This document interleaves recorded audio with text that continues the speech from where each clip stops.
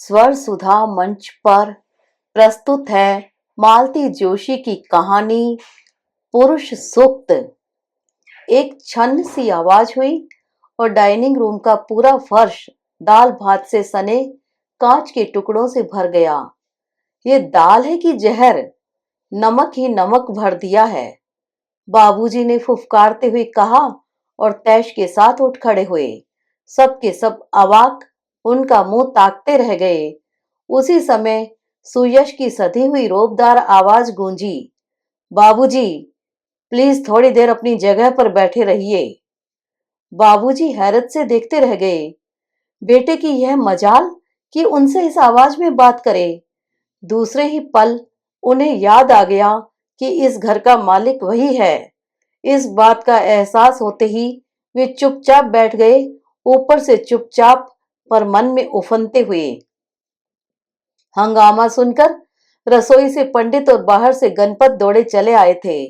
सुयश ने कहा, फटाफट यह फर्श साफ कर लो, एक बार झाड़ू लगाकर कांच के टुकड़े उठा लो, फिर गीले कपड़े से पोंछा लगा लेना ताकि कांच की किरचें न रह जाएं, और फिर वह कपड़ा डस्टबिन में डाल देना। फिर उसने बेटे से कहा, क्षितिज, तुम स्लीपर पहने हो न? जाओ दादाजी के कमरे से उनकी चप्पलें ले आओ, संभाल कर जाना, समझे? बाबूजी की जिद थी कि वे चप्पल पहनकर खाना नहीं खाएंगे, इसलिए डाइनिंग टेबल पर भी नंगे पांव ही आते थे। माँ, तुम तो पांव में पहने हो ना, नहीं तो रुनझुन तुम्हारी भी चप्पलें ले आएगी। वे तो मेम साहब हैं, जरूर पहने होंगी, बाबूजी ने तल्खी के साथ कहा और अपनी चप्पल पहनकर कमरे से बाहर चले गए। खाने का एक तरह से सत्यानाश ही हो गया था। फर्श साफ होने तक मजबूरन बैठना पड़ा। माँ जी का चेहरा एकदम सफेद पड़ गया था और आंखों में आंसू छलक आए थे। सब लोग उठे तो वे भी उठ गई और सिर झुकाए अपने कमरे में चली गई। पंडित, जरा बच्चों को ठीक से खिला देना, सुयश ने कहा और अपने कमरे में चला गया। पीछे पीछे रेवा भी कमरे में आते हुए बोली, इतना अच्छा प्लान बनाया था मैंने, आज की मॉल में घूम लेंगे, फिर वहीं कुछ खा पी कर लौटेंगे, पर बाबूजी साथ चलने को राजी नहीं हुए, तो माँ जी ने भी वहां जाने से मना कर दिया। बच्चे बेचारे इतने बोर हुए, उनका तो सारा इंटरेस्ट फूड कोर्ट में ही रहता है, और घर आकर ये तमाशा हो गया। सच कहना, दाल में क्या इतना ज्यादा नमक था?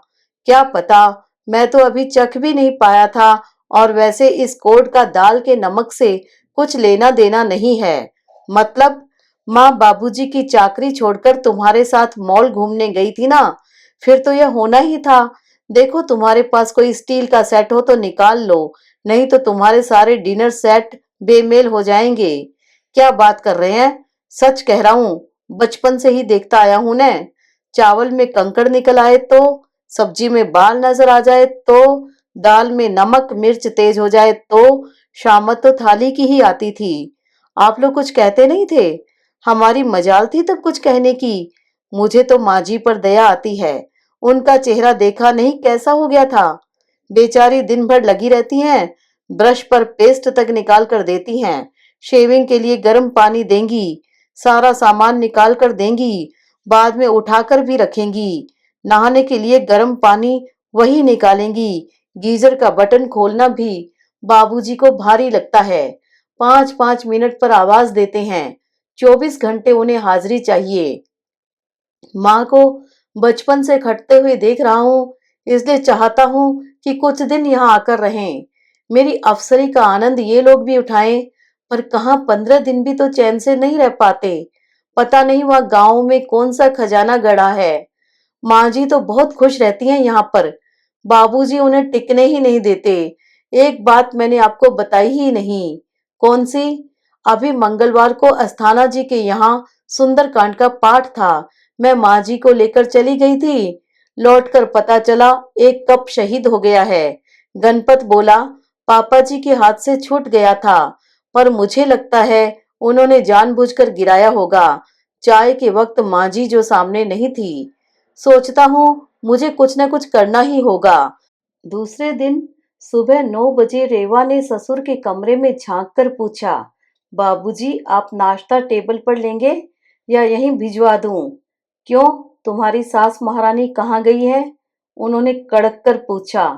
बाहर डॉक्टर साहब आए हैं, माँ जी का चेकअप हो रहा है। किस बात का? ये कह रहे थे माँ बहुत कमजोर लग रही है, इसलिए डॉक्टर साहब को बुलवा लिया था। उन लोगों को तो शायद देर लगेगी, मैंने सोचा आपका टाइम हो रहा है तो नाश्ता यहीं लगवा दूं। वे कुछ नहीं बोले, रूठे हुए बच्चे की तरह मुंह फुलाकर बैठे रहे। रेवा ने भी दोबारा नहीं पूछा। छोटे लाल के हाथ नाश्ता लगवाकर कमरे में भेज दिया। डॉक्टर साहब के जाने के बाद जब सुयश माँ को लेकर कमरे में आया तो नाश्ता वैसा ही अनछुआ पड़ा था। इन लोगों को देखते ही बाबूजी ने गुर्राकर पूछा, किस बात का चेकअप हो रहा था?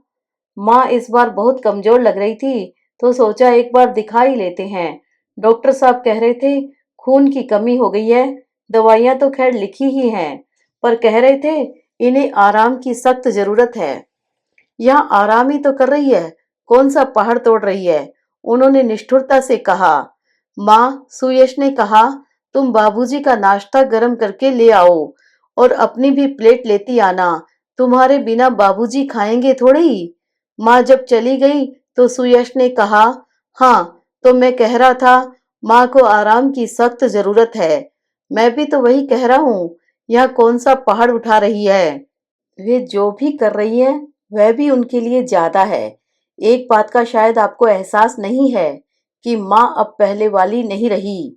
आपके साथ साथ वे भी बुढ़ा रही हैं। आपके सारे काम वे कर देती हैं, पर उनका काम करने वाला कोई नहीं है। इसीलिए मैं आप लोगों को यहाँ ले आया हूँ। सारी झंझटों से मुक्ति पाकर यहाँ आराम से रहिए। मैं छोटे लाल को आपकी सेवा में लगा देता हूँ, वह आपके सारे काम कर देगा। माँ दिन भर कमरे में लेटी रही, बाबूजी दिन भर असहज बने रहे। उसमें पत्नी के प्रति चिंता कितनी थी और नाराजगी कितनी, यह जानना कठिन था। दूसरे दिन से माँ का चिकित्सा अभियान विधिवत शुरू हो गया। उसी अनुपात में बाबूजी की चिड़चिड़ाहट भी जारी रहती। छोटे लाल का एक भी काम उन्हें रास नहीं आता। बेचारा दिन भर उनसे झिड़कियां खाता। सुयश ने एक आध बार कहा भी कि बाबूजी ये गांव के लड़के नहीं हैं कि उल्टा सीधा कुछ भी सुन लेंगे। यहाँ नौकरों चाकरों से भी इज्जत से बात करनी पड़ती है, गाली गलौज तो बिल्कुल भी नहीं। शहर में शायद बाप को बेइज्जत करना जायज है। वे कसैले स्वर में कहते तो सुयश चुप रह जाता। कभी पत्नी को ठीक ठाक कपड़े पहने देख लेते तो उनका पारा चढ़ जाता। कहते तुम तो बीमार हो न, फिर कलफदार साड़ी पहनकर क्यों मटक रही हो? बहू कहती है कि दिन भर कोई आता जाता रहता है, आप अच्छे से ही रहा करो। हाँ ठीक तो है, नहीं तो लोग तुम्हें नौकरानी समझ लेंगे, फिर मुझे तो शायद चपरासी ही समझते होंगे। उनका मन हुआ कह दें कि यहाँ के तो चपरासी भी तुमसे ज्यादा साफ सुथरे रहते हैं, पर कहने की हिम्मत नहीं पड़ी। इतना भर कहा, घर में रोज ढेर कपड़े प्रेस होते हैं, कमीज वगैरह दे दिया करो न, हमारी वजह से बेटे की किरकिरी हो, अच्छा लगता है। इतना भी वे कैसे कह पाई, उन्हें खुद आश्चर्य हुआ। बेटे का आश्वस्ति भरा हाथ पीठ पर है, इस एहसास ने ही उन्हें यह साहस दिया होगा। अपनी ओर से बोलने वाला कोई है, यह विश्वास बड़ा बल दे जाता है। माँ जी को यहाँ बहुत अच्छा लग रहा था। जिंदगी इतनी शानदार कभी न थी। इतनी सेवा टहल जिंदगी में पहली बार पा रही थी। एक पुकार पर कोई न कोई दौड़ा चला आता था। अब न सुबह सवेरे उठकर पानी भरना पड़ता था, न मेहरी की प्रतीक्षा में आंखें बिछानी पड़ती थी। हाट बाजार के लिए अड़ोस पड़ोस के बच्चों की चिरोरी करने की भी जरूरत नहीं थी। रसोई की झंझटों से मुक्ति मिल गई थी। परसी थाली सामने आती थी और मनुहार करके खिलाई जाती थी। बाबूजी यह सब देख देख कर कुढ़ते थे। पत्नी के सुख से ऐसी ईर्ष्या, सबको आश्चर्य होता था। मनोरंजन के लिए बेटे ने कमरे में टीवी लाकर रख दिया था, पर बाबूजी को उनका यूं डूबकर टीवी देखना अच्छा नहीं लगता था। वे बार बार चैनल बदल देते थे। पत्नी का रस भंग करके उन्हें खुशी होती थी। वे अखबार लेकर बैठ जाती तो कहते, कभी पढ़ा था पेपर, काला अक्षर भैंस बराबर है, पर ऐसे दिखा रही है जैसे कहीं की कलेक्टरनी हो। बहू कभी सास को प्रेम से मंदिर, भजन कीर्तन या बाजार ले जाती तो घर आकर बाबूजी का गुस्सा झेलना लाजिमी था। औरों तक उसकी आंच वे पहुंचने नहीं देती थी, पर खुद तो उस ताप में झुलस ही जाती थी। फिर भी कुल मिलाकर दिन अच्छे ही बीत रहे थे कि एक कांड हो गया।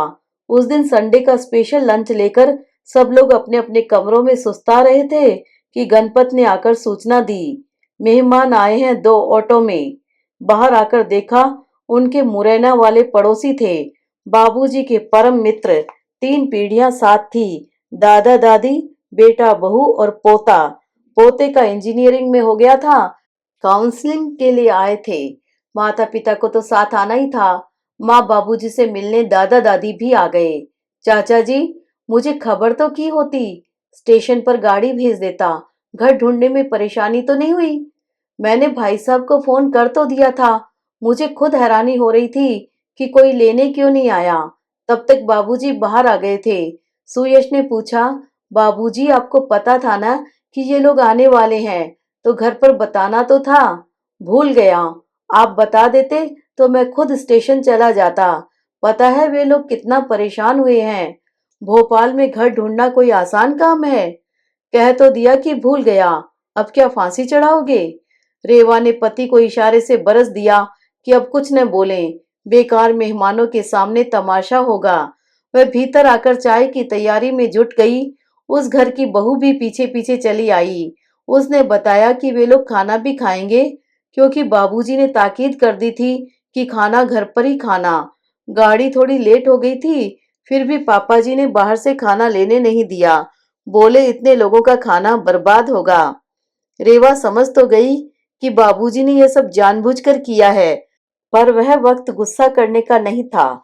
उसने शांत भाव से कहा, आप लोग चाय पीकर फ्रेश हो लें, तब तक खाना बन जाता है।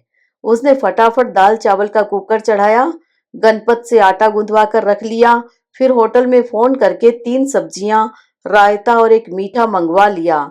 खाने की मेज इतनी सजी हुई थी कि मेहमान प्रसन्न हो गए। अरे वाह, इतनी सी देर में इतना सब कुछ! बाबूजी का माथा ठनका। सब घर पर ही बनाया है या बाहर से मंगाया है? सुयश ने उन्हें खा जाने वाली नजरों से देखा तो बोले, भाभी जी बाहर का खाती नहीं है, इसीलिए पूछ रहा हूँ। मेहमान बुजुर्गवार ने कहा, भाई साहब, जब से 4 धाम यात्रा की है, सारा परहेज छूट गया है। उन्होंने विषय का वहीं पटाक्षेप कर दिया।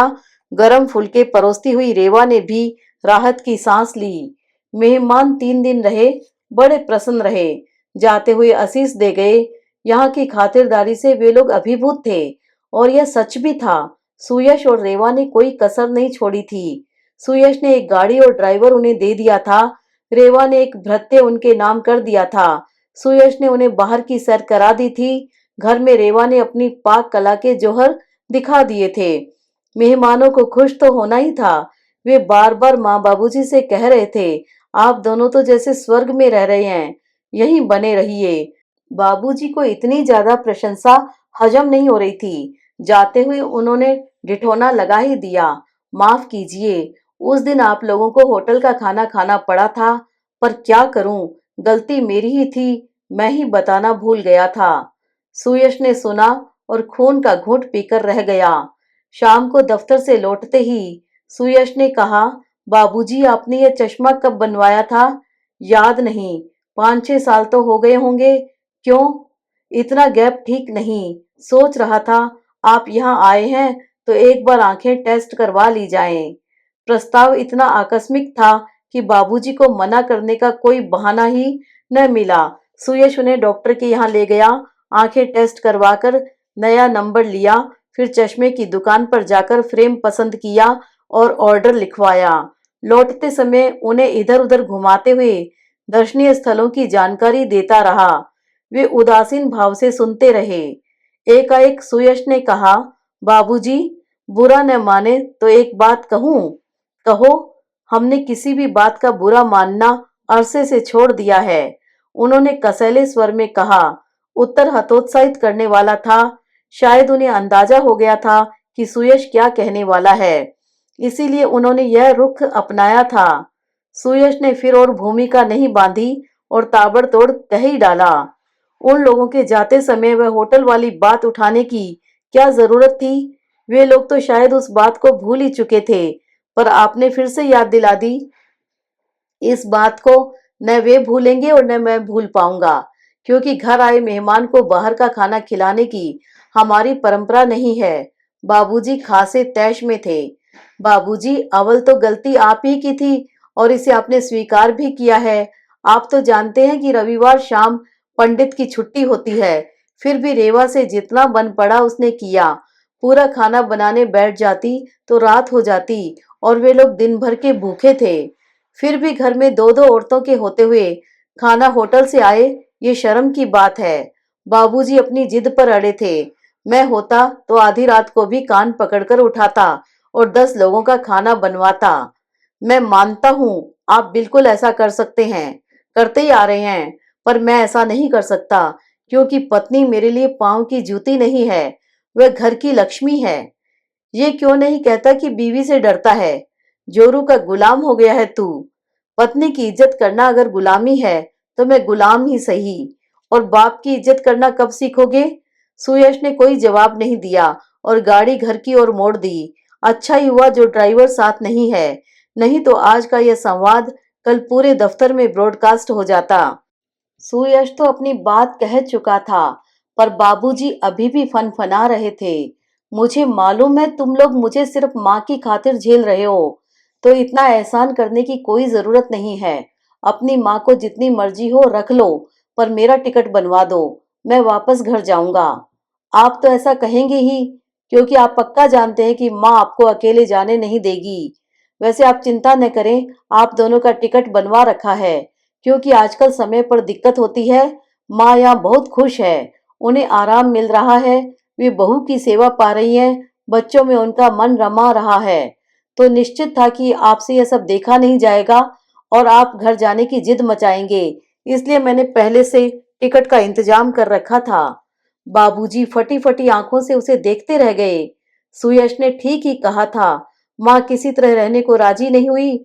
बोली, इतने दिन तक सेवा की है, अब चौथेपन में अजस क्यों लूं? अपने रहते तो मैं उनकी शाम में कोई कमी नहीं आने दूंगी। अब बाद में जो भी हो। हम पर विश्वास नहीं है क्या? सुयश ने हंसकर कहा और सजल नेत्रों से माता पिता को विदा किया। उस रात मन बहुत उदास था। कितना चाहता हूँ माँ को कम से कम इस उम्र में थोड़ा सुकून, थोड़ा आराम मिले। पर बाबूजी, लेकिन बाबूजी ऐसा क्यों करते हैं? वे यहाँ आराम से क्यों नहीं रहते? यहाँ उन्हें क्या तकलीफ है? उनकी तकलीफ तुम नहीं समझोगी। बाबूजी हमेशा से बड़े दुर्दांत रहे हैं, पर उम्र के साथ उनकी पकड़ ढीली पड़ती जा रही है। हर कोई उनसे छिटक कर दूर चला गया है। एक माँ ही रह गई है जिन पर वे रोब गांठ सकते हैं, अपनी सत्ता चला सकते हैं। इसलिए वे माँ को कसकर पकड़े रखना चाहते हैं। चाहता हूँ कि माँ कुछ दिन तो सुख से रहें, अपनी मर्जी से अपनी जिंदगी जिए, पर इनके रहते तो वह संभव ही नहीं है। छी, कैसी बातें सोच रहे हैं आप? रेवा ने एकदम से झिड़क दिया तो सुयश सकपका गया। आपको क्या लगता है माँ उस हालत में खुश रह सकेंगी? कतई नहीं। अब तो उनका अलग से कोई अस्तित्व ही नहीं रह गया है। उनके लिए जिंदगी का एकमात्र अर्थ बाबूजी की सेवा ही है। उसके बिना तो वे जी ही नहीं पाएंगी। आप उस तरह की कोई बात मत सोचो प्लीज। सॉरी, सुयश ने कहा और करवट बदलकर लेट गया। नींद आने का तो सवाल ही नहीं था। रेवा का भी शायद यही हाल था, क्योंकि कुछ देर बाद उसने कंधे पर उसका हल्का सा स्पर्श अनुभव किया और फिर अंधेरे में उसकी आवाज उभरी, सुनिए, मेरे मन में अभी अभी एक बात आई है। अगर कभी हमें बाबूजी को अकेले झेलना पड़ गया तो हम कर तो पाएंगे न? प्रश्न सचमुच विचारणीय था।